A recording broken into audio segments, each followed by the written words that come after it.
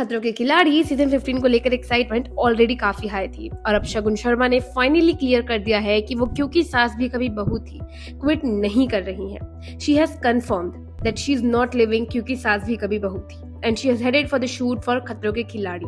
Shagun upcoming season of खतरों के खिलाड़ी का पार्ट बनने वाली है।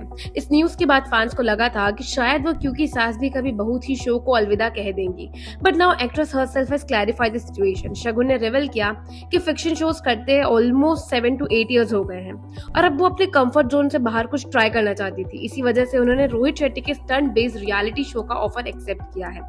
लेकिन इंटरेस्टिंग बात यह है कि शगुन ने क्लियरली बोला कि वो क्योंकि सास भी कभी बहू थी क्विट नहीं कर रही हैं। एक्ट्रेस सिर्फ एक शॉर्ट ब्रेक लेंगी और फ्यूचर में शो में वापस रिटर्न भी करेंगी।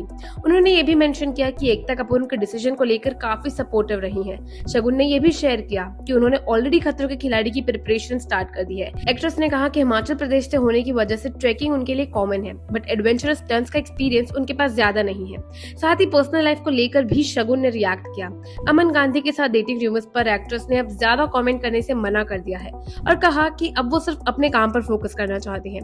अब देखना इंटरेस्टिंग होगा कि शगुन खतरों के खिलाड़ी सीजन 15 में कितना धमाका करती है। So do let us know what you think about this in comments and don't forget to follow us for more such updates.